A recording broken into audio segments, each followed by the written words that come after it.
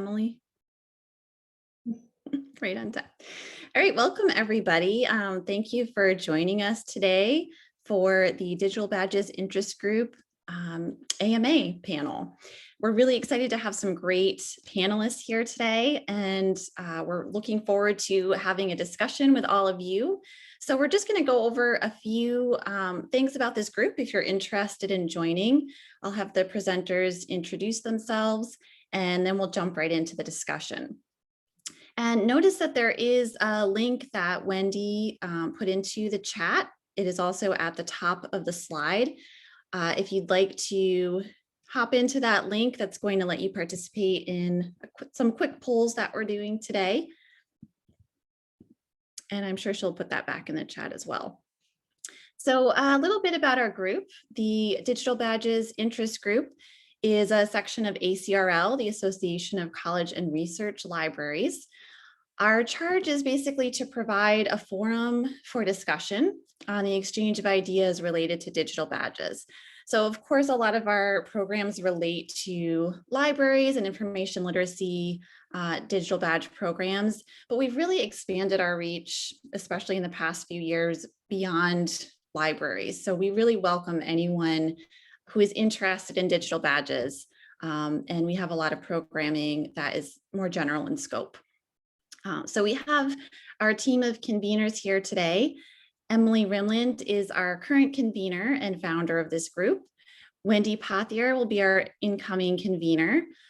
Tori and I, Victoria Raish, and I'm Kelsey O'Brien, we are on our way out as the past conveners, but I'm sure we will continue to participate in this group. And we have our new convener, Michael Gutierrez, starting next month. So feel free to reach out to us directly if you'd like. We have some contact information on this next slide. So there are a lot of different ways to connect with us.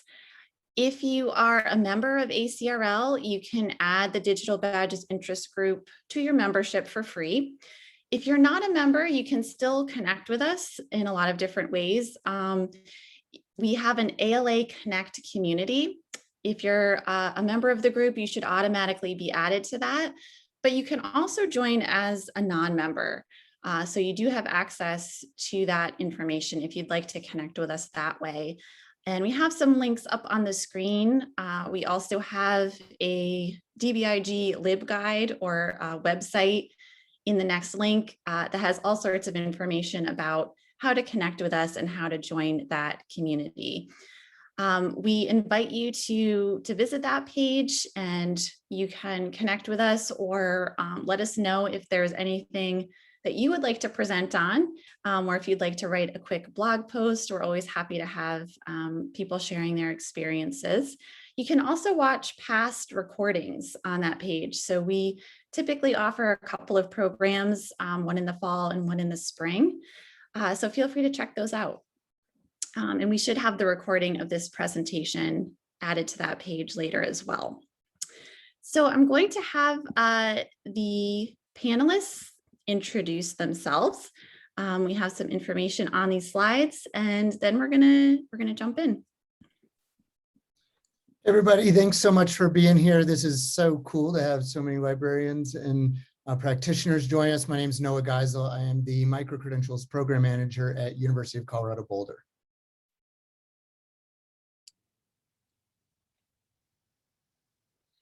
Hi, everyone. Wonderful to be here. Thanks. I'm looking forward to the conversation. As a former librarian myself. My name is Justin Mason. I'm Director of E-Learning at the University of Montana, instructional designer, and just an open recognition and open badges believer and advocate, and just, again, just super happy to be here.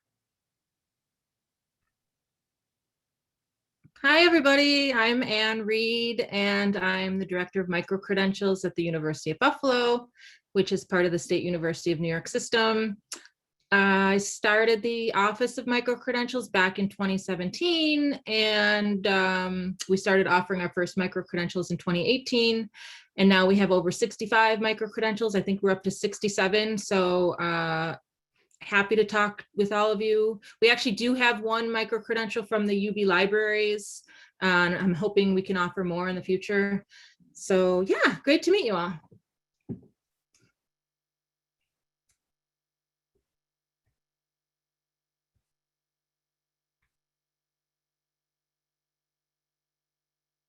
So we just would love to hear where you are zooming in and joining us from today to get an idea of a little bit about our audience, since we can't all introduce ourselves.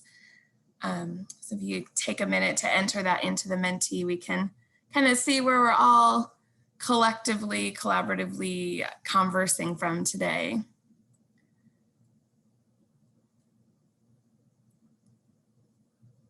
And it looks like all over the place. I love my dog's office. I feel like, yes, I live in my cat's house. That's how I feel. So give that just another second to see. And there's a few in the chat from Bloomington and Alberta, Canada, Cleveland, Ohio, Binghamton, New York, Syracuse, Central New Jersey. So welcome everyone. We're so pleased you're here. We have one more interactive question to ask before we dive into the Ask Me Anything. And it's definitely tied into the Ask Me Anything, is what is one thing you're hoping to learn today? And we have this screen and we have our Google Doc. We can kind of use back and forth as our panelists share their expertise throughout the session. They might want to reference some of your comments. So I think as you pop these thoughts up into the Menti, we'll turn it over to our three panelists to take it away.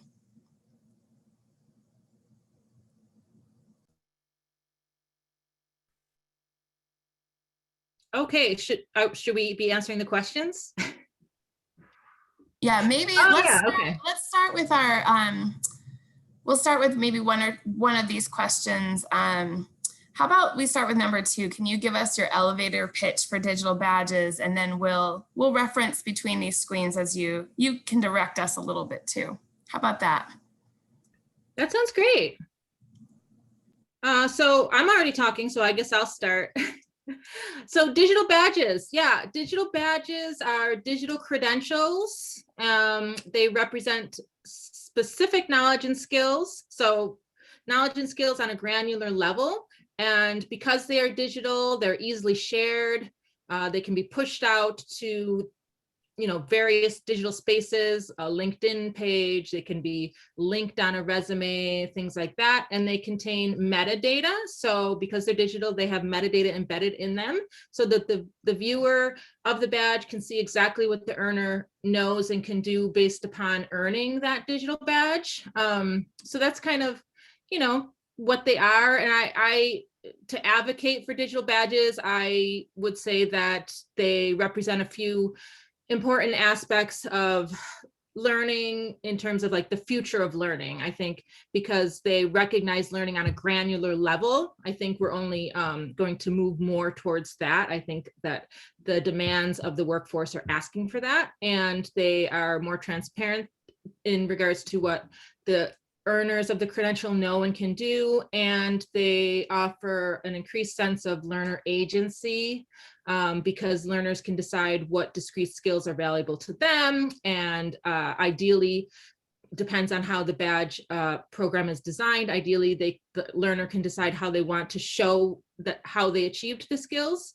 And then they own their credentials. So obviously, they don't have to reach out to the institution to get it, and they don't have to pay to send a copy out, things like that. So that's my pitch. Maybe it's too long for an elevator pitch, but. Yeah, I like that aspect of, I think one of the early definitions of digital badges, still one of my favorites, and suffices kind of for an elevator pitch, is just this idea that badges are evidence-backed claims that we can make about learning, which then can circulate in social networks and online, which can be, I think, a powerful thing, right? That we give folks the ability to make claims about learning, whether it's their own learning or someone else's learning. And then there's a social component to this, which I think can be quite powerful. The elevator pitch is tricky, I find, with badges. I don't know that there is one elevator pitch for all badges, because the value of badges is so, I think, contingent upon who your audience is. You know, the value of badges has been described by, like, as prismatic, in that there are kind of many levels and layers of value depending on who the stakeholder is. I'll maybe just kind of piggyback from Justin there, you know, and to the person who asked the question, you know, there's sort of two camps there, one for somebody who's new to the concept and one for somebody who's skeptical. And, you know, the one thing that I would add for people who are new to the concept is, for me, it comes down to recognition and storytelling, that it's not just this, you know, fancy digital, you know, kind of PDF of a certificate, that there's really rich storytelling that we can do about who we are as learners and achievers. And for the skeptic, you know, I would say that it is, you know, the compelling argument for me is that this is about to be ubiquitous, that pretty much everybody, especially in North America, is going to have either earned a digital badge or be a degree or two of separation from somebody who has earned digital badge credentials, you know, I would say as soon as 18 months from now. And so, you know, it's for the skeptic, it's, you know, you're going to get on board. It's just a matter of when.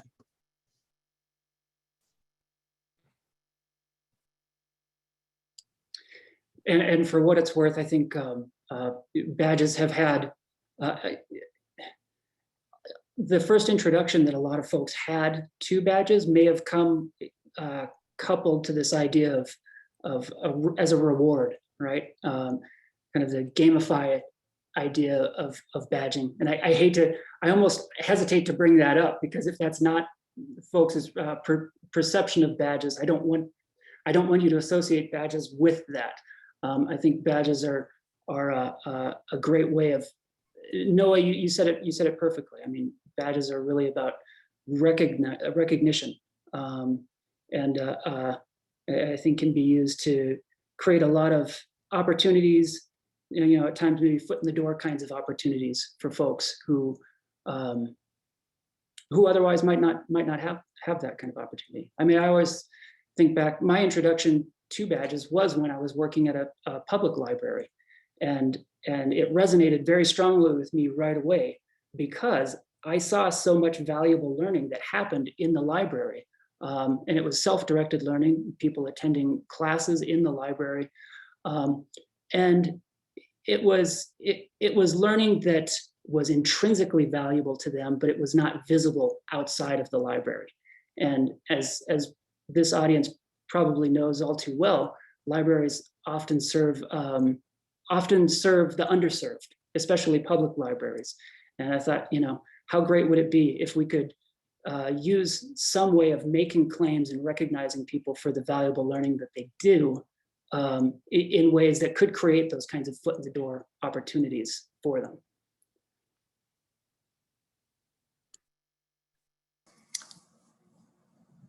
It looks like we have a lot of questions, both in the feedback from the mentee, but also in the panel about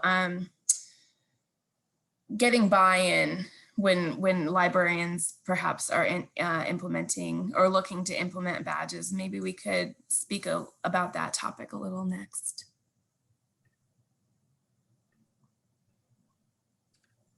Yeah, so I mean, I can start that off. I guess it really depends where you are in the process. So if your institution has said, we're going to offer digital badges, you know, and there's someone in a leadership role who's kind of made that decision and maybe, you know, put some money behind it by, you know, hiring somebody to oversee it or purchasing up a digital badging platform, then, you know, it's not as difficult as if you were starting from sort of like grassroots and you know, didn't have any sort of leadership behind the effort. So I think it really depends where you are. I guess no matter where you are in the process, I would say it's important to be clear about what the benefits are of digital badges, and those benefits will depend on what types of badges you decide to offer. So I think I would always recommend to work with your marketing communications folks at your institution to devise the language around how you're going to talk about digital badges and how you're going to speak to the benefits both for faculty and staff, and the benefits for students, and then benefits for external stakeholders. So you might need to have sort of 3 communication strategies or communication plans, but I would say to do that early on. And then also for buy-in, I would say, I identify those folks on campus who you can work with, who are interested in offering badges, and form relationships with them.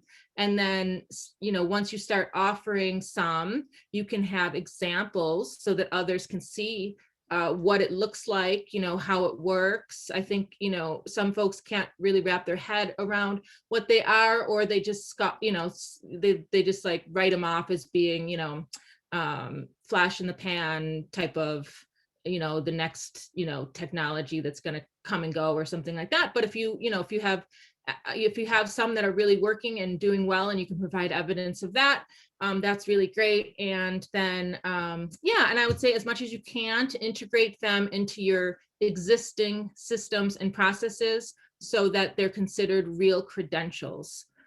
That would be my suggestions. I think a really important thing that Ann touches on there is not exclusive to this work. It's just really just good change management, and that's thinking about who are the champions and where are those champions, and having senior leaders who are kind of beating the drum and shaking pom-poms in the air for the work is just invaluable. It is just a huge lesson learned. There's lots of awesome things with grassroots that you can move fast, you can break things. But, to actually have things scale, having, people really high up who are spreading the word for you is just, you can't underestimate it. And then something else that I think Ann, pointed out, but I'll just, kind of notice and name it as well, is who's at the table. That when you're doing that early design work, the earlier that you can at least invite people to the table, the more effective they're going to be able to be, and hopefully enthusiastic they'll be in partnering with you. And that's everybody from, your strategic, communications folks to, your office of IT, and just, thinking about, who might be kind of bummed that they didn't have an early seat at the table, and try and get them in there early. Yeah, I would also add definitely the registrar. I think it's very important to bring your institutional registrar's office in early on, because again, I think it's important to see these as real credentials. And if we're talking about credentials, the registrar is the person to connect with. And also if you plan to do any sort of tracking in your existing student information system, then you definitely want to bring them in early on. I think one of the questions was what was a hurdle or something for you when you started your digital badging? I would say for me, I regret not having brought the registrar in earlier. So we decided to put our micro credentials in our student information system. And we were trying to do that at the same time that we began offering micro credentials. So it was a lot to handle at once. I think if we would have gotten the process for enrollment and tracking figured out before we started offering micro credentials, it would have been much less of a headache in that first year.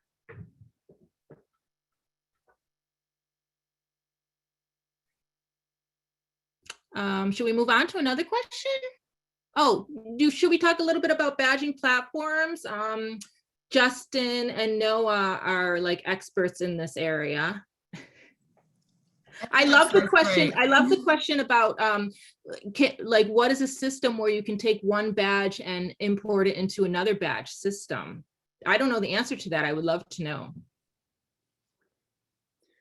Well, in theory, you should be able to do that with just about any platform that's conforms to the IMS global standard. But you currently cannot with Credly, I'll tell you that.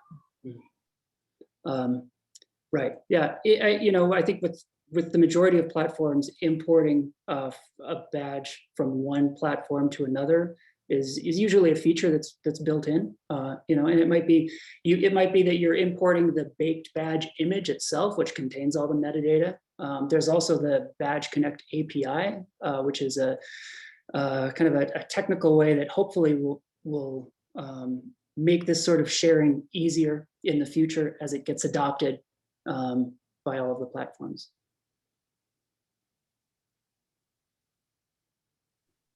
Yeah, I guess, you know, that's right. A lot of people's kind of entry point, especially if you start, you know, investigating this a few years back, you probably encountered very early on the Mozilla Open Backpack.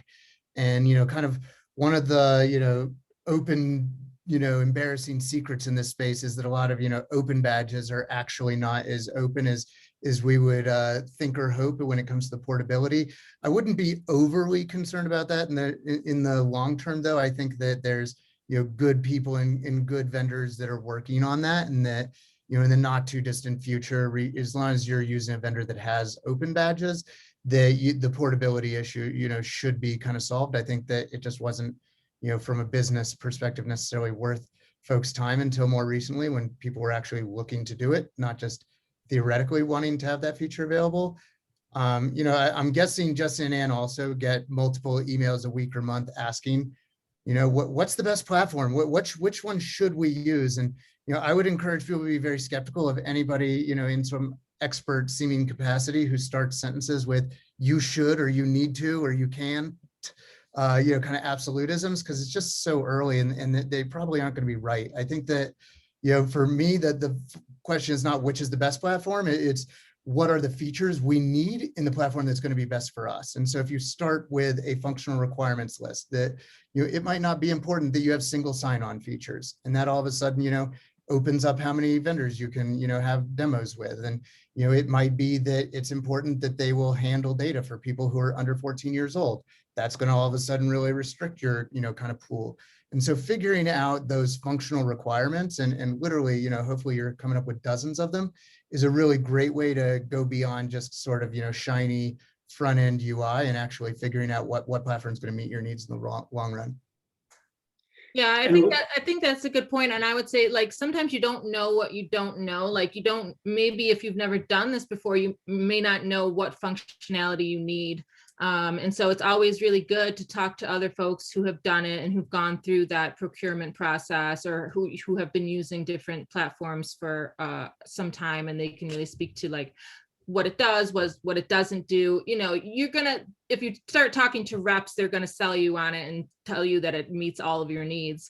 I think it's much better to talk to somebody who's actually using the product and has used it for about at least a year or so. And there are a lot of schools and systems who have already developed some very useful rubrics for evaluating the vendors. That might be a place to start as well, right? To go online and do, you know, like I know that, well, and the University at Buffalo has a rubric, right? I don't know if it's publicly available or not. Yeah, we have a rubric for when we review micro-credential proposals for new micro-credentials. Oh, I thought there was a rubric early on that you used in the process, but there are other, so, you know, like the Colorado Community College system, I believe, had a rubric that is at least a place to start. If you're in that, if that's the place that you're in right now, where you're evaluating badge vendors, it can be helpful to have at least a place to start, right? Where you look at the rubric and you think, oh, that's a great question. I didn't think to ask that, that sort of requirement. Yeah, and I definitely would suggest that you go to IMS Global. That's the organization that oversees the standards for digital badges interoperability. And there's not very many actually that meet all of the standards. So you can always start there and look at the ones that do, and you know, examine your. How I did it was I listed out my the functionality that I knew we needed and that we really required, and then some functionality that I preferred that the vendor could provide. And you know, we decided on Credly. We use Credly at the University of Buffalo, but that was, you know, I think it's important to choose a vendor based upon the needs of your institution. And also that might also be, I think your budget might play a role in your selection too. So budget constraints could play a role sometimes as well. And I think there was a question about budget, creating a budget proposal to administration. What kind of a budget per student should be proposed when starting a digital badge platform? So that's a good question. So some digital badge platforms, you have to pay per user or pay per badge issued, things like that. So keep that in mind when you're evaluating your badge platforms. And others, others have a level where it's sort of unlimited users, unlimited number of badges. So depending on which one you decide on, to just try to narrow it down to, 1 or 2, 3 platforms, and try to think about how much it would cost to procure that platform, and then you can go to administration with your request for budget.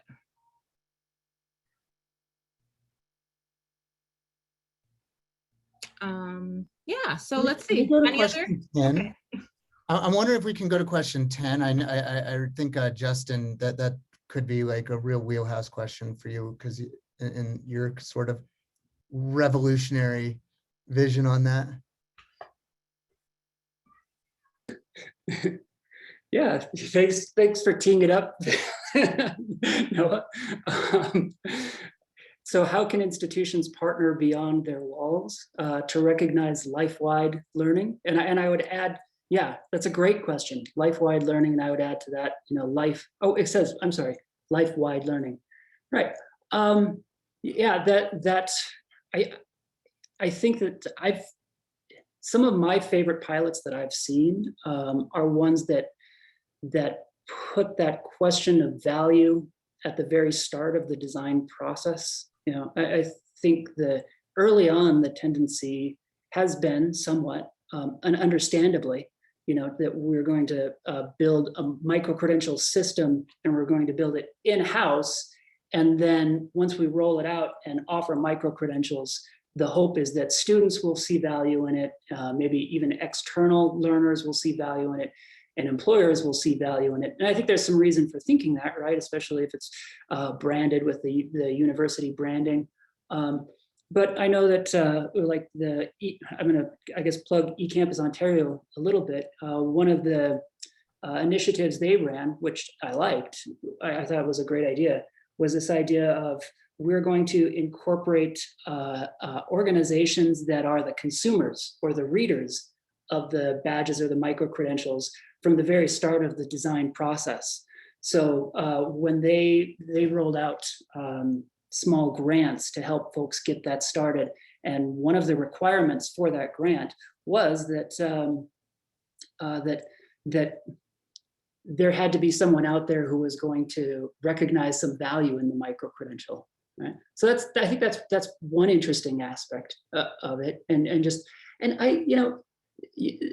badges are credentials, micro-credentials are credentials, but it's also just, again, I find it very useful to just think of it as claims about learning.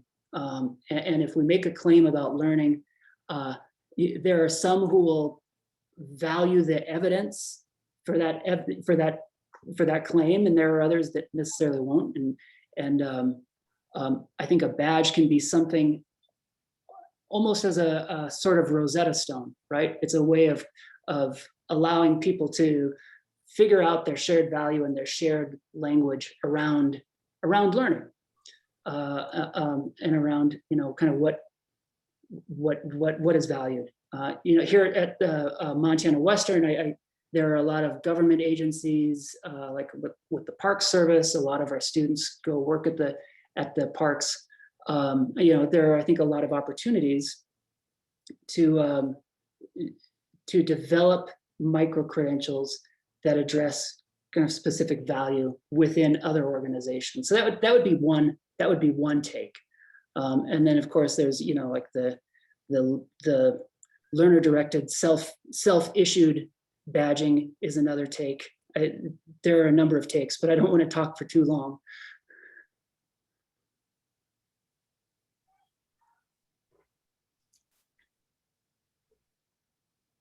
Well, since nobody, I'll follow up with one other thought, I guess, and this again goes to value. Micro-credentials, well, badging technologies in particular, badges were purpose-built with the idea that we're going to use this as a way to recognize learning, and in some cases assess learning that happens in informal or non-formal contexts, so unstructured learning. And you know, a lot of it's not necessarily off campus, but on campus co-curricular activities, maybe a lot of the high impact practices that we're also interested in assessing and understanding now, like undergraduate research, learning communities. These are things that are a lot of times unstructured. So it could be that badges are actually a pretty good tool for, in some ways, structuring the assessment and the recognition of learning and achievements that happen in those less structured environments, which, I mean, conventionally is a really tough nut to crack. It's very difficult to do that in a way that is scalable and manageable for the people who are doing the assessing. Okay, there. Yeah, I would add to that badges are really well equipped to serve life-wide learning, because you don't need to be part of the institution. You don't need to be a matriculated learner to earn a digital badge from an institution. You know, technically you don't. Maybe an institution has those rules, but my institution doesn't. We issue digital badge to people all the time that aren't technically University of Buffalo affiliated. So that, I think digital badges, you can, if you're outside of the institution, if you need to gain knowledge and skills, you know, outside of a degree program, say you're trying to advance your career, or even, you know, various transition points from high school to college, you know, there's some growing and learning that needs to be, you know, accessed at various transition points in one's life. And so badges provide an opportunity for that. So how about, I'd like to speak to strategies for ensuring quality, because quality design of micro-credentials is something that I'm really passionate about, I guess. My background is instructional design, just as Justin's is. And so yeah, design of a micro-credential as a learning experience is a really important thing. I think sometimes we get lost in thinking about, you know, the cool technology that digital badges afford. However, it's really important to focus on the fact that we're really designing learning experiences. And so I think it's important to have some kind of governance process, just as you would have for developing and proposing new courses, developing and proposing new degree programs. And so at UB, we have a process where we have a proposal form. So someone has to propose a micro-credential, and usually they work with me to sort of design that and, you know, determine what the learning objectives are and what the criteria are and how the learners will be assessed and how they'll show evidence of meeting the criteria. And then we have a faculty review committee that reviews the micro-credential proposals using a rubric developed by my office that I'm happy to share. I'll put it in, I'll share it with the leaders of this group. And, you know, it's openly licensed or whatever. You can edit it if you want to use parts of it. And then, so that team pretty much gives feedback to the proposer, because they work with me, and so they know a lot about what micro-credentials are, what a really good micro-credential looks like, and they have a strong sense of what's going on across campus. So they give feedback so that we're trying to make the proposal really strong, so that when it goes on for final approval, it is automatically, ideally approved at that point. So our micro-credentials are approved by the Associate Dean's Council. So this is the same group that approves new courses and programs. They're the academic associate deans. So we have integrated our process into our academic processes. And it's really kind of unusual because we have non-credit micro-credentials and credit micro-credentials. So now the academic deans are looking at and evaluating non-credit programming, but it's been really a successful process for us, and everyone has learned a lot and had to be a little flexible and have grown a little bit more. And it's so non-credit programs have to have some curricular structure around them and assessment, and that's been really great for those programs. And then the academic deans have a stronger sense of all the learning that's happening on campus, not just the learning that's associated with coursework. So that's our process. And I know that my colleagues on the call have their own processes as well. There's not any one size fits all approach. Everyone should really think about how their institution works and how to best fold these into their institution. I think that, and a really short answer is what Ann said. I think that, something that's sort of between the lines there that's really important, especially if you're going to have both for credit and non-credit micro-credentials, is, I think a design question that you can anticipate having to confront with people who are proposing is people who are bringing something that's using this as a tool for recognition with really just something that's primarily on the award side. That this is a fancy digital, credential for mom's fancy digital refrigerator, versus something that's more, I would say, credentially, and so one of the questions that I hit people with when they're doing proposals is, who's the audience for this? Is there an audience such as future employers who are going to shrug at this, or who are going to say, ooh, what is this? I need to click on this. And, I think that's one of the, sort of a barometer type question that you can use to differentiate between stuff that's credentially and award recognition, or something that's just awardy. And I think really why that's so important to ask is because there's a huge risk factor of dilution to the meaningfulness of all of the micro-credentials in your ecosystem if you have some that are perceived as, really this one's just about showing up and, you successfully exhaled shortly after inhaling and you got credentialed. That's going to really devalue ones where there is more meaningfulness to it.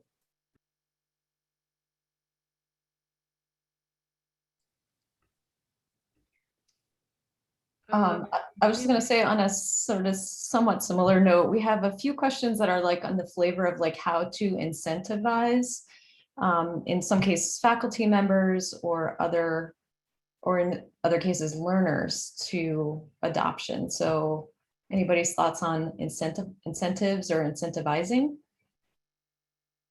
Yeah, my thoughts are don't incentivize. My thoughts are encourage intrinsic motivation, show them, how these can benefit them and let them come to you. We really want we want whomever is offering micro-credentials to believe in micro-credentials, right? And we want whoever takes a micro-credential to believe in a micro-credential. So we at University of Buffalo, I started off thinking, okay, I'm going to, and I've told the story a million times about how I started off thinking I'm going to strategically develop micro-credentials that are needed in the workforce and that fill a gap, some things we don't already do at UB, and try to be super innovative and relevant in the workforce.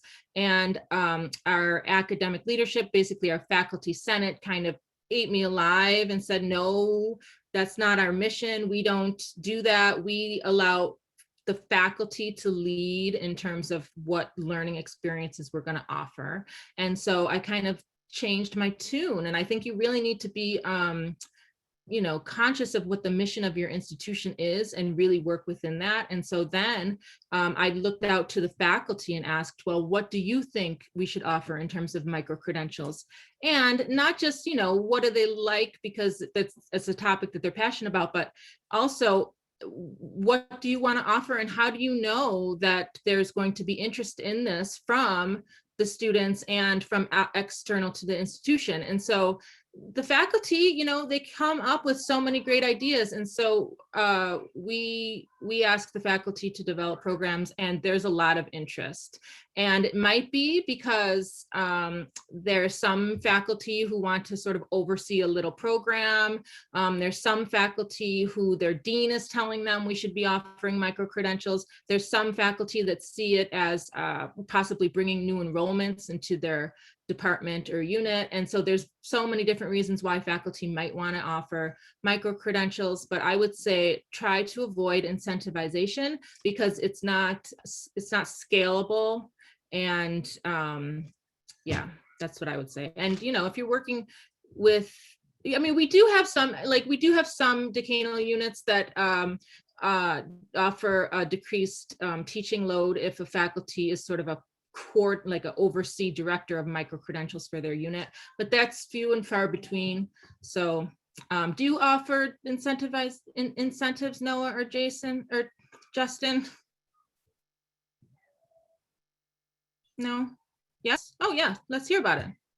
Well, I think that it's you know, the caveat is, you know, we think of it more as a value proposition than an incentive. So it's less about, you know, a door prize and more about, you know, because you've demonstrated this skill or competency, one of the value propositions is that there's opportunities, you know, doors of opportunity that are being open to you. So we haven't really seen that quite yet at CU Boulder, although one thing that I'm anticipating is, you know, we have multiple units interested in credentialing professionalism skills in student workers.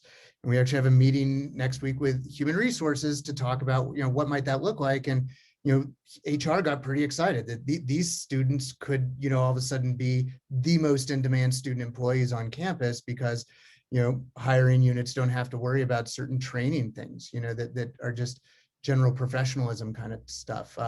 You know, in the K-12 space in Aurora Public Schools, we have, you know, maybe 5 area companies, employers, organizations that have endorsed the skills and said, we value these skills. And if you've been credentialed by your school district in those, we're going to open up a door of opportunity for you, like a guaranteed interview for an entry-level position or an externship or, you know, a career exploration.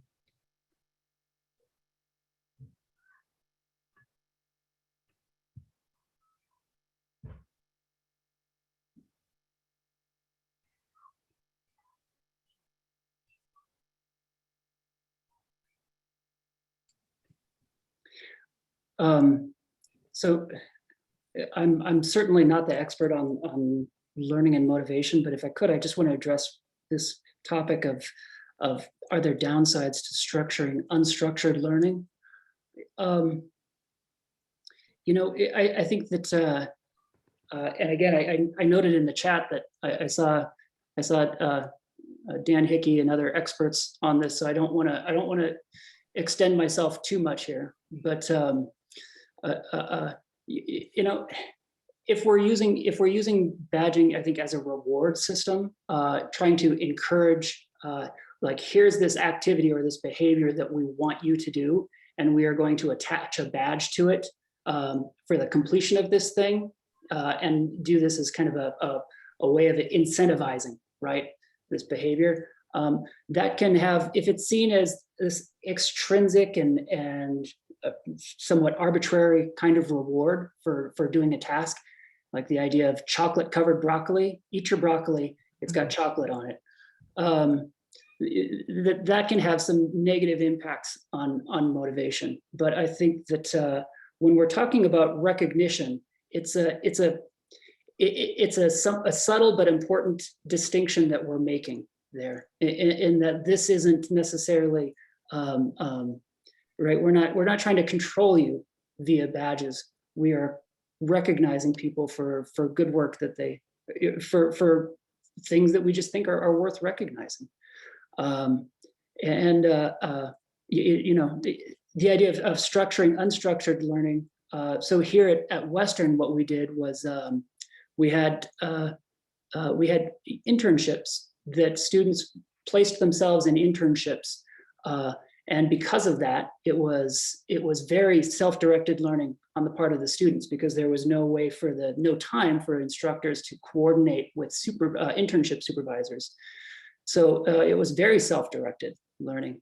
And we used badging as a way to structure the assessment and the recognition of what students took away from that.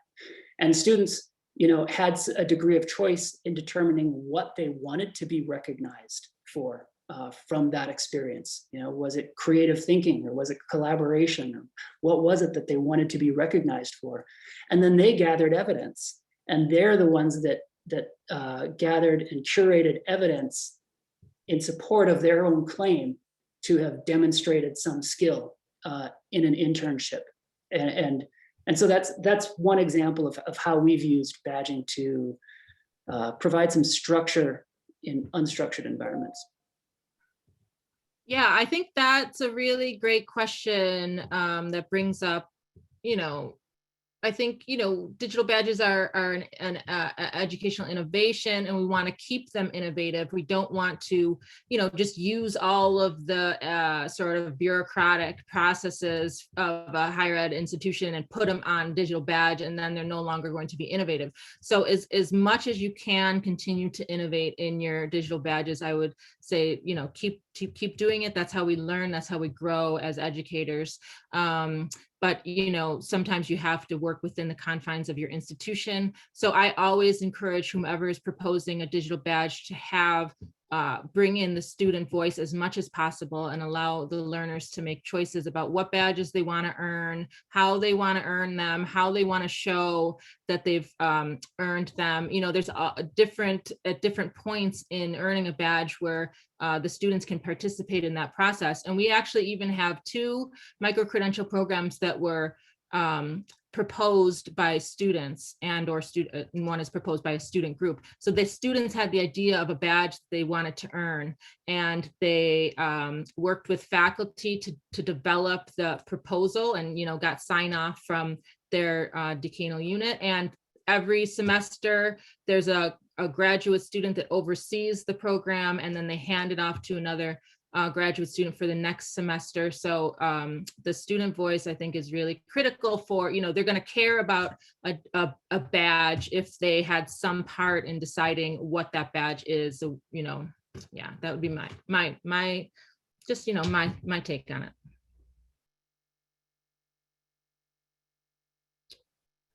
Okay, is there some things we did not hit on here? Yeah, we can maybe scroll down. There's a couple below the fold that have come in. Questions 19 and 20. So 19 is about, somebody mentioned the idea of diluting badges earlier. And the question is, how do you approach individuals or groups in your institution who request badges for participation and want to utilize it as part of a badge pathway? What strategies might help with addressing the dilution of badges for these types of requests? And I would love to hear the answer to that as well, because we see those types of requests pretty frequently. So that's number 19, if anybody wants to respond about that. Yeah, I mean, at the University of Buffalo, we require some form of assessment for all of our digital badges. So participation is not enough. The learner somehow has to demonstrate that they've met the criteria, and they have to produce something. So we have a piece of evidence embedded in all of our badges. So there's an artifact of learning that's produced by the students that's embedded in the badge. So there's no way that it could be a participation badge or, an attendance badge or something like that. So I would say to have some guidelines about what technically could be a badge at your institution. And, early on, when you're developing a system for offering badges, come up with some goals, like why you want to offer them, and make sure that the badges that you do offer meet at least those goals, right? And so we don't offer any participation badges. Do you, Noah or Justin? Or do you see benefit? I don't necessarily see benefit in that. Well, actually, this is one area where I might diverge a little bit from you and Noah. So one of the badges that I'm most proud of, a couple of them, One of them was just, I signed the Bologna Open Recognition Declaration, right? There was no assessment involved, but it kind of signaled my membership in a group, my interest in a particular topic, and it remains one of the badges that I'm most interested in, or that I'm most proud of. I think I suspect that there might be more opportunities for example, micro-credentials that recognize roles within a group. We have a emphasis on undergraduate research here at Montana Western, and the topic of well, how can we organize these student-led kind of student research groups, but then also how can we recognize maybe expertise in a particular area that one student might possess, or roles that a student plays. There isn't really like a competency-based assessment that goes with that, but nonetheless, I think that kind of role might be meaningful for the student who earns it. I guess one thing that we're doing, so while we don't yet have any, credentialing recognition that, doesn't require assessment, it is something we've thought about. And so one of our, kind of hedges that we're doing is on the visual side, that the way that we're visually communicating just through the badge graphics. And so our strategic resources communications team has mocked up stuff that, looks very credentially on the badge side, kind of that shield look for things that, are really robust. And there's definitely that assessment. And then thinking ahead to, well, what about if there is things like, that are more participation or signaling that you presented at a conference, for example, right? At ALA, that's no joke. And so, might that be a recognition, even if there's no assessment? And so, the approach that is having graphics that definitely look different than the others, so they just visually stand apart. And in those cases, we're looking probably at something that's a circle, to be honest. So it's more sticker kind of visual communication, if you will. Yeah, and the cool thing about badges is that whatever it took to earn it is inside of the badge, so they're transparent. You could see if somebody earns a badge that they earned it because they showed up at a conference, or because they met certain criteria and demonstrated that they have gained the knowledge and skills that they set out to gain. So yeah, the transparency of the badge, I think, is really meaningful. And also, I think also at your institution, it's important to be transparent about what badges are at your institution and how you conceptualize them. There's no one way to do that, right? So do badges expire? Yeah, they can expire. There's an optional property of metadata in a digital badge for an expiration date if it makes sense for the badge to expire. And obviously, there's a lot of reasons why a badge would expire. If someone has to maintain a certain level of competency and they have to demonstrate that every 3 years or something, or, there's a lot of different reasons why a badge might, why it might make sense to expire. So yes, you can set them to expire.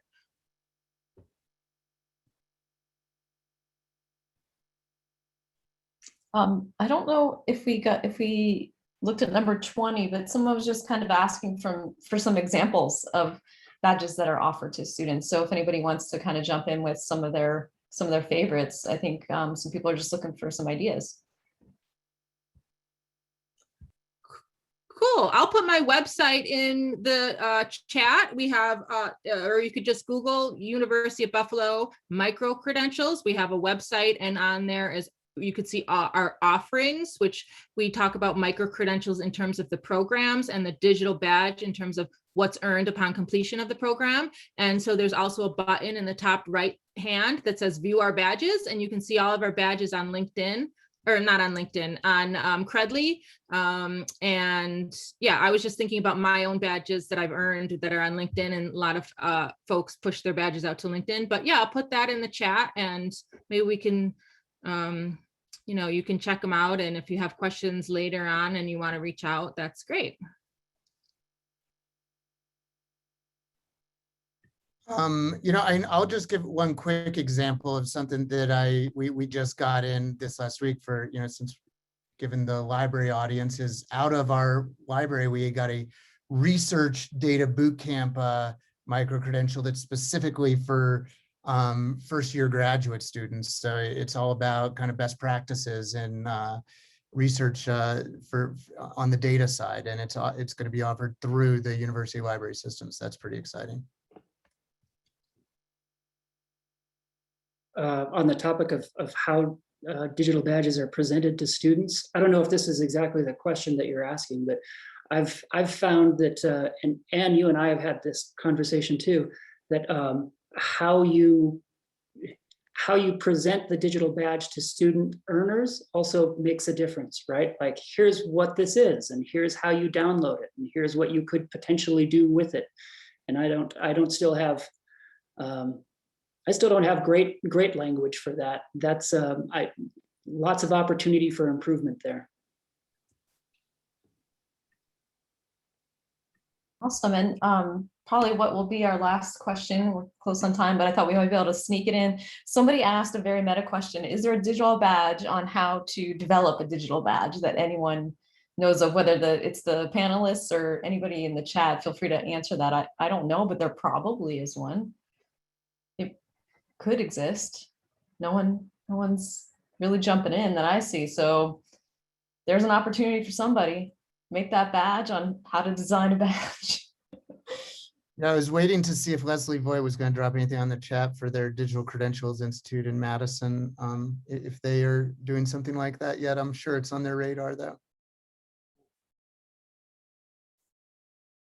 Okay, well, that would be one place to look.